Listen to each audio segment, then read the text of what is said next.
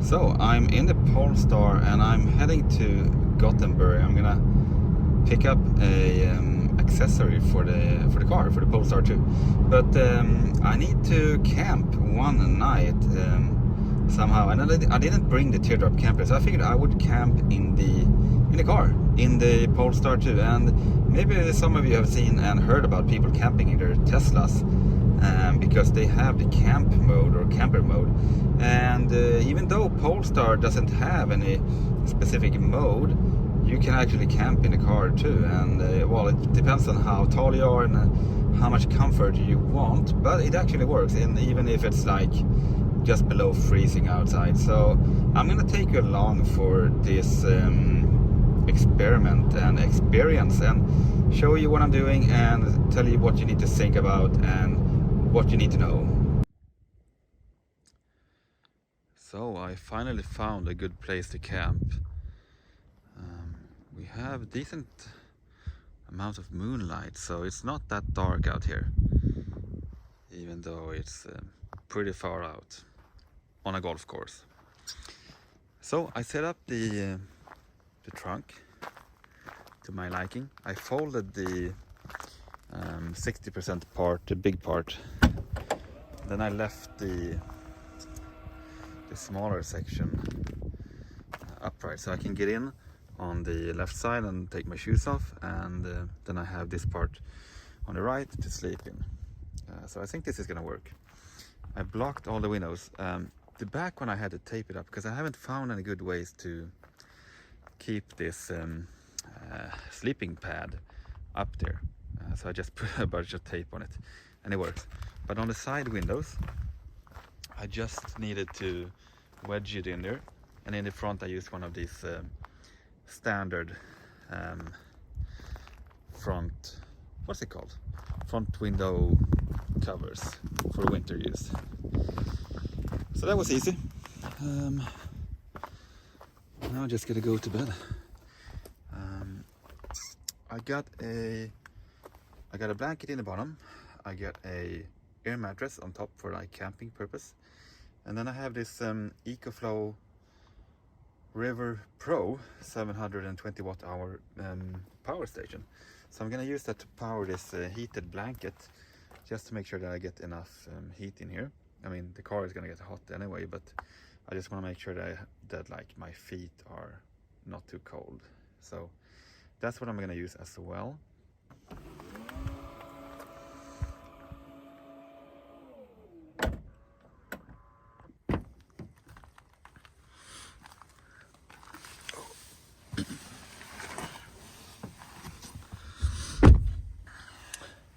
So I have a good place to take my shoes off, and after that it's a bit on the climbing here. Feet down the rabbit hole. Yeah, this is gonna work.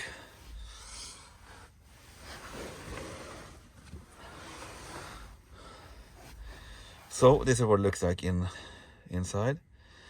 And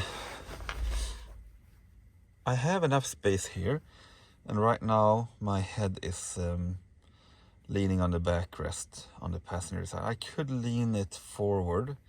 It's pushed all the way to the front, but I could also lean it forward and I would have a bit more space, but this is gonna work. Oh, and I am 185 centimeters tall. I think that if you're more than like 190, maybe 6'3", it's not gonna work. If you're two people, yeah, you could maybe make it work, like, but I would not advise for you to be two people in here. It's not enough space. And it's really nice to have the passenger seat here upright, so I can also sit there if I need to get some more headroom, because headroom in here is not a lot. Anyhow, good night for now. So I'm gonna keep the heater running and see how long it stays on, because there is no camper mode. I just have to figure out how long it's gonna stay on and what I can do to make it stay on longer if possible. Okay, so it's 10 o'clock. I have 70% left in the battery. And these are the settings that I'm using on the heater. So we're gonna see how long it stays on and when it turns off, because there is no camper mode. Good night.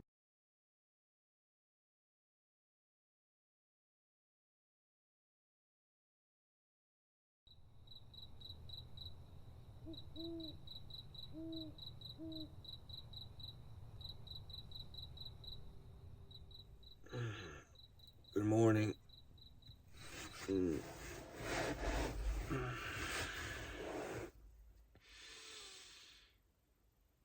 Oh, I got a bit cold. Gotta turn on heater. But it doesn't get that cold that quickly because of the insulation on the windows. I kind of have to wake up every like 2 hours to turn it on because it's cold. The blanket helps for about 6 hours. So it works pretty good to sleep in here. I mean, there's not that much space. It's kind of cramped, but it works. It gets a bit cold after like 2 hours, and the heater turns off after like 45 minutes to an hour. So you have to turn it on all the time. It doesn't matter if you have the seatbelt buckled or the key in the front or the car in drive, or it doesn't matter. The car turns off by itself.